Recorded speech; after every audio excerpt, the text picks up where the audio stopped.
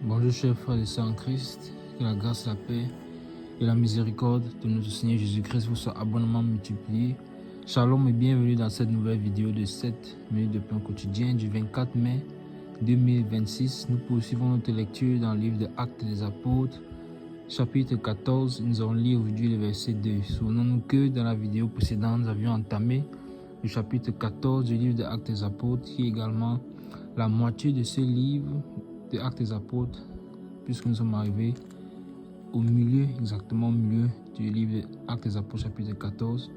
Et donc, nous avions vu que les apôtres, Paul et Barnabas, vu qu'ils avaient été chassés de la ville d'Antioche de Pisidie, se sont donc retirés et sont allés vers le territoire de Icône.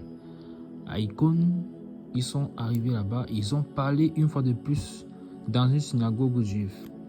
Et ils ont parlé de telle manière à ce que beaucoup de Juifs et de Grecs ont cru au Seigneur. C'est merveilleux. C'était merveilleux de voir comment le Seigneur, une fois de plus là-bas, les a encore utilisés afin que ces personnes puissent se convertir. Donc, non seulement il y avait des Juifs, mais il y avait également des Grecs. On a encore vu la même image que nous avions déjà vue à Antioche de Pisidie, où après qu'ils soient entrés dans une synagogue aussi, des Juifs les avaient suivis et quelques prosélytes pieux et qui étaient allés vers eux pour s'entretenir avec eux. Et les apôtres les avaient exhortés à rester attachés à la grâce de Dieu. Donc, ceci était merveilleux de voir cela, que le Seigneur se meut au milieu du peuple à travers la bouche de ses serviteurs qu'il utilise pour sa gloire. Et pendant qu'il parle, pendant que les apôtres parlent, la vie éternelle pénètre le cœur de ces hommes, tout simplement par la foi. C'est ainsi donc que tout homme sur la terre qui par la foi en Jésus-Christ Nazareth, le seul, l'unique, le vrai Dieu et le véritable, tout homme donc qui croit en lui reçoit la vie éternelle. Alors c'est ma prière pour toi qui écoutes cette vidéo. Si tu ne l'as pas encore fait, si tu n'as pas encore cru au Seigneur Jésus-Christ, si tu n'as pas encore accepté le don gratuit qu'il t'offre, la vie éternelle qu'il veut te donner gratuitement, alors fais-le. Pour l'accepter, il faut simplement croire. Croire à son sacrifice à la croix il y a plus de 2000 ans. Croire qu'il est le Fils de Dieu, venu sur la terre mourir afin que toi et moi soyons réconciliés avec Dieu. Tu abandonnes donc ta vie passée, puisque jusqu'ici tu l'as menée sans lui, sans le reconnaître. Alors tu abandonnes cette mauvaise vie et tu décides de le servir. En venant à lui de façon sincère, avec un cœur disposé et de tout son cœur, il t'accordera donc son esprit qui est le gage de la vie éternelle. Et ensuite, entre dans les eaux du baptême, parce que ceci est assez important, afin que tu puisses t'identifier à sa mort, mais aussi à sa résurrection en sortant les eaux du baptême. Ainsi, pour marcher en nouveauté de vie. Alors, ici dans cette ville, beaucoup de Juifs et de Grecs ont cru, une grande multitude.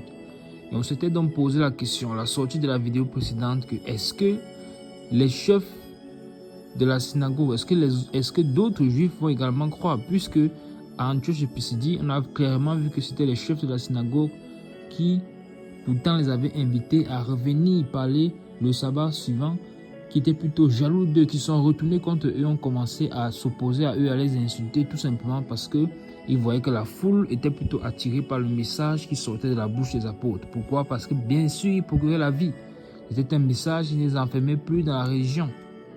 Alors, on s'est posé cette question. Est-ce que ce sera aussi le cas ici à Icône? Lisons le verset 2 pour connaître la suite. Le verset déclare: « Mais ceux des Juifs qui ne crurent point excitèrent et aigrirent les esprits des païens contre les frères. » Amen. Je relis le verset. « Mais ceux des Juifs qui ne crurent point excitèrent et aigrirent les esprits des païens contre les frères. » Amen. Encore, c'est malheureux. C'est malheureux une fois de plus de voir que bis repetita. La même chose se produit encore une fois de plus. Alors, ceux qui n'ont pas cru, c'est toujours ainsi que cela se passe, commencent à exciter la foule pour se lever contre les apôtres et commencer à s'opposer à eux. Et généralement, quand ça commence comme ça finit toujours par la persécution. Souvenons-nous qu'Antioche de Pisidie, ils ont été chassés de la ville à tel point qu'ils ont dû secouer la poussière de leurs pieds et se tourner désormais vers les païens. En allant à Icône, les apôtres ont encore usé de grâce en voulant encore entrer dans une synagogue pour pouvoir convertir les frères, ou bien leurs frères juifs. Mais la même chose s'est encore produite. La même chose s'est encore produite. Il y a une bonne partie qui a été sauvée, mais encore une fois de plus, ceux qui n'ont pas cru, qu'est-ce qu'ils ont fait? Au lieu de rester dans leur non-croyance, qu'est-ce qu'ils font? Ils incitent et aiguillent les esprits des païens contre les frères. Donc les païens qui étaient destinés à recevoir la parole, puisque les apôtres ont dit qu'ils vont se tourner vers les païens, eux, ils cherchent plutôt à tourner les esprits des païens contre les frères, contre les apôtres. Et donc comment l'influence qu'ils peuvent avoir à aiguiller les esprits, aiguiller les esprits. Donc pour que leur esprit non seulement s'endurcisse contre eux, refuse la parole, se ferme, que leur cœur soit endurci, mais en plus de cela, qu'ils soient pleins de méchanceté pour se tourner contre les apôtres et commencer à les persécuter. Malheureux. C'est malheureux d'agir ainsi parce que c'est une condamnation que l'on appelle sur sa vie en faisant ainsi.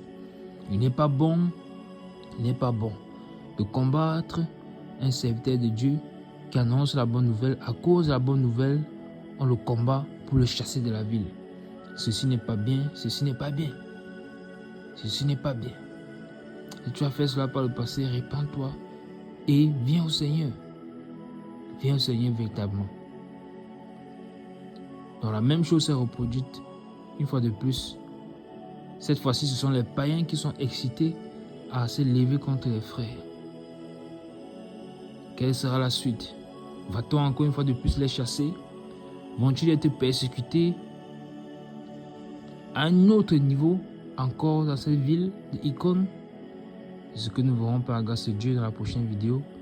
Pour l'instant, nous nous arrêtons là pour aujourd'hui. C'était tout pour les 7 minutes de plan quotidien de ce jour. Que la grâce, la paix et la miséricorde de notre Seigneur Jésus-Christ vous soient abondamment multipliées. Shalom.